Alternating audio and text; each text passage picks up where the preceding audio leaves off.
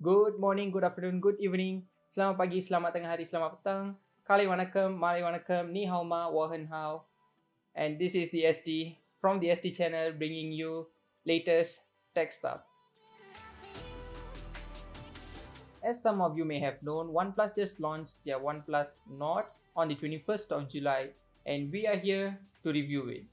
Before I start reviewing the phone, how about a little sejarah of OnePlus? I know sejarah is boring, but this one will be short. OnePlus is famously known for their cheap prices but never compromising the performance of the phone.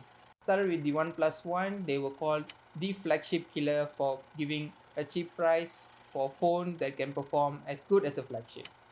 But since then, OnePlus prices have been keep coming up until finally it reached the flagship level price on the previous OnePlus 8 and the OnePlus 8 Pro. But OnePlus didn't forget their initial growth was caused by the flagship killer name, so they came up with OnePlus Nord. OnePlus Nord is basically them looking back into who they were in the start.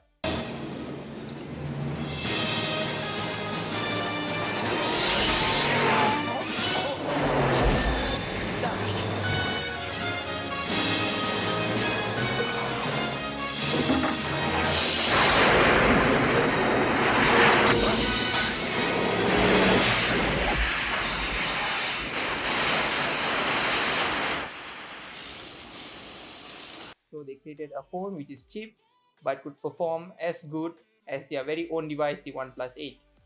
I would like to take this moment to thank all my subscribers for subscribing, and if you haven't subscribed to my channel, please feel free to subscribe as more awesome contents are coming right up. The OnePlus Nord comes with a 6.44-inch Fluid AMOLED display with the maximum refresh rate of 90Hz. The display is also covered by the Corning Gorilla Glass 5, not 6 but 5. With the display done, let's go to the camera. The OnePlus Nord has a dual punch hole camera on the top left front facing camera, and on the back it has a quad camera setup on the side. The quad camera setup on the back of the phone is pretty similar to the OnePlus 8. It has the 48 megapixel main camera from the OnePlus 8, 8 megapixel ultra wide camera, 5 megapixel depth camera, and the 2 megapixel macro camera. The front facing punch hole camera on the top left has the main 32 megapixel camera, and second camera is a wide angle camera which is 8 megapixel. Now let's look at the internals of the phone. The OnePlus runs on the Snapdragon 700 series, which is the 765 5G variation. So yes, OnePlus Nord has 5G. The OnePlus Nord has a battery capacity of 41 milliamp hour battery. 41 milliamp hour battery.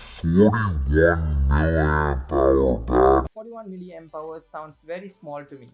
Well, it's actually not 41 milliamp hour, it's 4115 milliamp hour. The OnePlus Nord comes with a Pop Charge 30T in the box. Well, we can't say the same for Apple.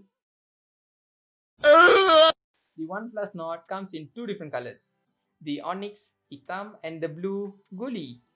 Well, it's actually the Onyx Black and Blue Marble. Finally, it comes in three different variations, 64 gigs with 6 gigs of RAM, 128 gigs of storage with 8 gigs of RAM, and 256 gigs of storage with 12 massive gigs of RAM. And wonderful enough to say, the price is awesomely cheap at about 1500 at the very minimum and about 1700 at the maximum in ringgit. Now let's get to the best parts of this OnePlus Nord. The price is actually very murah, but the standards are much close to the OnePlus 8, which is almost double the price. The OnePlus fans have been menangising for few years now, and finally it paid off. OnePlus Nord is officially launching in Malaysia as per shown in these graphics, and you can get your very own OnePlus when it reaches the online shops such as Shopee and Lazada. I have said why you should buy the OnePlus Nord, and now I'm going to talk about why you shouldn't buy the OnePlus Nord. And this critique does not only apply for the OnePlus but to all other smartphone manufacturers as well. Number 1, the camera bump. For those smartphone users who love to show their smartphone beautifully by not putting their cover or cases. The camera bump is actually a very big problem, especially for a smartphone user who doesn't put a case like me. It's not stable, especially when the camera bump is on the side of the phone. Number 2, the fingerprint scanner of the OnePlus Nord.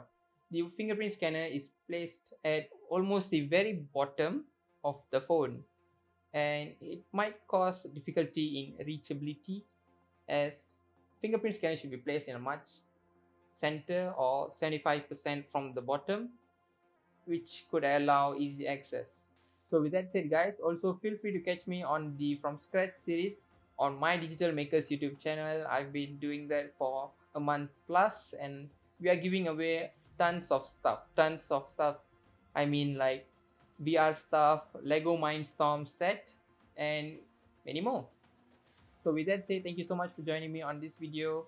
Hope you guys subscribe to my channel. I'll be coming up with more smartphone launches and reviews, as this month is full of phone launches.